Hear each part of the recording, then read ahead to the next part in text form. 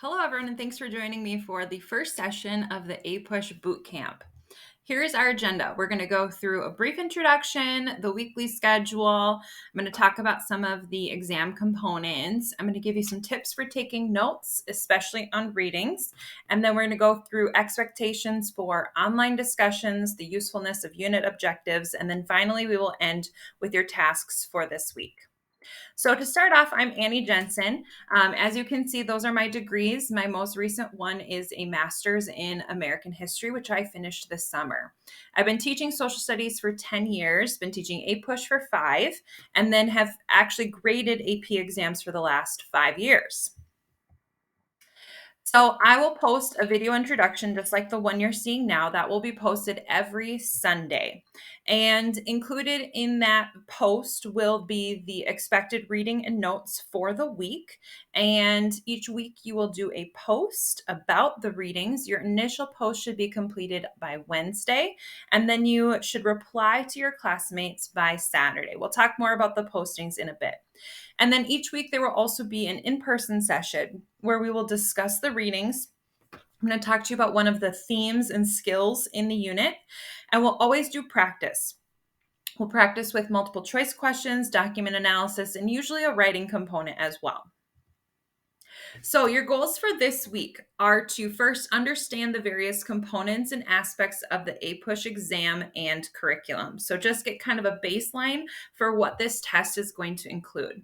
And then the second objective is to explain how and why various native populations in the period before European contact interacted with the natural environment in North America. So we really are just diving right in this first week, and we're getting started with the content.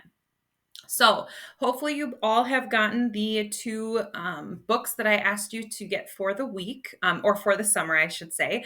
So there's a book called AMSCO, and you're just supposed to read pages 2 through 5. So we will go through AMSCOs pretty slowly. And then the Taylor book on American colonies, you can just skim the introduction and read chapter 1. Your assignments this week are going to include FBI reading notes, the postings, which I already mentioned, and then an objective summary. Again, I'll discuss those more in just a minute. So here is a flyer. This is linked in Google Classroom, but I will also bring handouts to our in-person session. But it gives you an overview of the whole exam. So the exam is split into 2 sections. So the first section is multiple choice. It's 55 questions, and you'll have 55 minutes to complete that section. And then you'll move on to the short answer questions. And the short answer questions typically end up being about a page per question, and you'll be given 4 questions and you have to answer 3 of them. Then on exam day, you'll end up with a small break, and you'll come back for section 2, and you'll have to write 2 essays. One is called the document-based question, and then the last is called the long essay question. You'll actually be given 3 long essay questions, and you just have to choose one. So needless to say, this exam is intense. And so my goal is to help with some of that intensity, some of the amount of knowledge that you're going to be given in those first weeks of school. Try to ease you into that. I had a professor once say that my class is going to be like drinking from a fire hose. Or from a fire hydrant, I should say. Trying to drink from a fire hydrant. You might get some, but it'll be painful. And I know that's how a lot of students feel at the start of AP US history. And so my goal is to ease you into it so that when you start with your actual teachers in the fall, you are able to just be more relaxed and understand a bit more of what's happening, be a step ahead of your classmates. So those are the components of the exam. There's 3 main skills throughout the year that you'll be tested on: causation, comparison, and continuity and change. So I'll weave those in through the weeks. There's 8 themes and there are 9 units. And in this summer, we will go through every single theme, and we will go in depth on units 1 and 2, and I might preview some of the content from the other units as well. So what we're going to be doing in this class is called FBI notes. At least this is what we're going to do for week 1. It's called Find the Big Idea. And so what you do for these notes is you write out the headings and the subheadings for your text.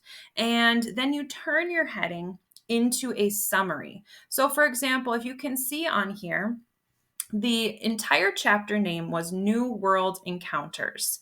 And so then what I did was, after reading the entire chapter, I wrote a sentence or two that includes New World Encounters, but you are allowed to change the order. So what I wrote was, due to a time of increased curiosity and exploration because of the Reformation and Renaissance, early European, African, and Native American groups experienced great changes as they encountered each other in the New World through the Columbian Exchange and the importation of slaves. So you can see that I took New World Encounters. I flipped the words a little bit, but I included that in the summary. So that was for the chapter title. You actually do that last after reading the whole chapter. So you can see that my first main heading was Native American Histories Before Conquest, and then my subheadings are listed below. So you do each subheading first, and then you go back to the main heading. And then after you've done it for the whole chapter, then you go back to the chapter title. So I have these instructions and the sample posted in your Google Classroom. You are going to practice this with just the AMSCO reading. And the AMSCO reading, the assignment is for the entire chapter, but you're just doing pages 2 through 5 right now. So you're just going to be responsible for the first main heading, and then the second main heading, and the subheadings underneath it. Please reach out if you have any questions. So a couple tips on note taking. Be concise yet detailed. So you don't want to have like a paragraph for each heading. You're never going to go back and read all of that. So you want to have just kind of 1 to 2 sentence blurbs, but yet you want to be detailed. You want to pay attention to the vocabulary. So if there's a bolded term, you probably should pay attention to that and include it somewhere in your notes. Sometimes it can just be by copying a definition. Also important is to put it in your own words. That's really going to take you to another level of understanding when you have to put it in your own words versus just copying from the page. And then one of the biggest things I see students struggle with throughout the year is chronology. They can't quite remember when things are happening. And as much as I'd love to tell you dates aren't important, and they aren't as important as they used to be in the old curriculum, but that is a major error I see on the AP exam, is students including evidence from outside of a time period. And so include dates in your notes or create a timeline at the end to kind of help you keep your facts and events straight. All right, another major component of this course is going to be online discussions. And so there's 2 major components to this. The first is going to be just a 100 to 200 word summary about the readings. Now, I am not going to be counting your words.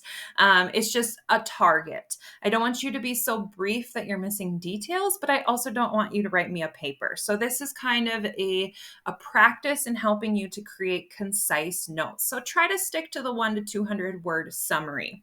And then at the end of your summary, include a question, a follow-up question for your classmates. Now, sometimes it can be hard for students to come up with questions. So one easy way is to just consider who, what, where, when, why.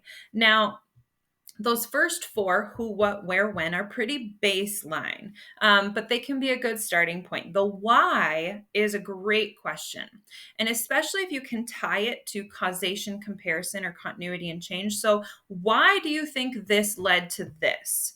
Or what was the most important effect of this? Or comparison, in what ways was this similar or different to this? And then continuity and change. What is staying the same in this time period and what is changing? So you can kind of use those as a starting point as you try to come up with questions. So your summary with a follow-up question should be posted on Wednesday. And the place you're going to post this is called a Padlet. So if you're unfamiliar with Padlet, it should be pretty straightforward. The link is in my Google Classroom. But if you have questions, just reach out. And then hopefully all your classmates will post by Wednesday, and you'll be able to reply to your classmates by Saturday, because we restart our weeks on Sundays. When you are replying to classmates, it can be tempting to say, I agree with you. I agree with your summary, but really try to add value, create a different perspective. That's something that I love about teaching history is that there are new and different perspectives. We can contradict each other and it's not offensive. It's just a new idea where you can say, well, what do you think about this? Do you think it could have been this way instead of this way? And if possible, try to provide some specific evidence from your readings. Um, you can cite your reading. Try not to use like big quotations or anything. Maybe just a phrase or a quick sentence, and always put in the page number in the book where you found it. All right, the last thing here before I reiterate your tasks for the week are your unit objectives. So the College Board created this, I believe it's about a 300-page document for teachers, and students can access it as well. I included it in a link in your Google Classroom. But it is exactly what you need to know for the course. So for this week, we are focusing on just one topic, 1.2, Native American Societies Before Contact. And then they have listed there is the theme that we're going to focus on, and then the learning objectives as well, and then the historical developments. So the historical developments just refers to the contact or the content. This is what you need to know. But the learning objective tells you what you're going to have to do with that content. These are super important because these are often what the essays come from, and it's very similar to what you see in the multiple choice questions.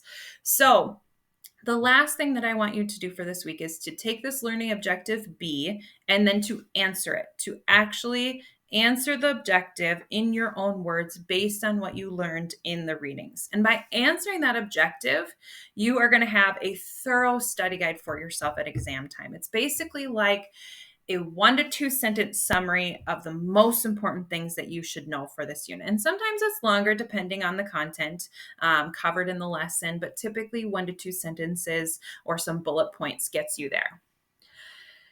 So what do you need to do? First of all, you need to do your readings. That's the most important thing here is to do your readings. So you're going to read AMSCO pages 2 through 5, and then you're going to skim Taylor's introduction and then read chapter 1. You're going to complete FBI notes on the AMSCO reading, just pages 2 through 5, and that post is in your Google Classroom. Then you're going to complete your discussion, the reading summary and question due Wednesday, and then the replies due by Saturday, and that is posted on a Padlet link on Google Classroom. And then finally, you're going to complete the lesson objective. You're going to answer just period 1 objective B, and that is its own post as well on Google Classroom. The final link that you'll see there is an optional thing for you to do. Gilder Lehrman is a site that a lot of APUS history teachers use to support students in the class, and they're offering free summer classes. I think one of them is about the revolutionary time period. One is about immigration history, and the other is about Black women's history. So this is actually part of the program that I completed my master's in, and so I'm very familiar with these courses, and I'm happy to support you this summer if you decide to take that class. I'm including a couple more videos for support. I have a YouTube channel, and so there's a couple videos to cover this content that you're going to be learning this week. So if you want to review those, if you feel like the reading was a little confusing, check out my videos and that will help you as well. So I hope that answers kind of the main questions. I'm looking forward to meeting and working with you all. And if you need anything, just send me an email or a text.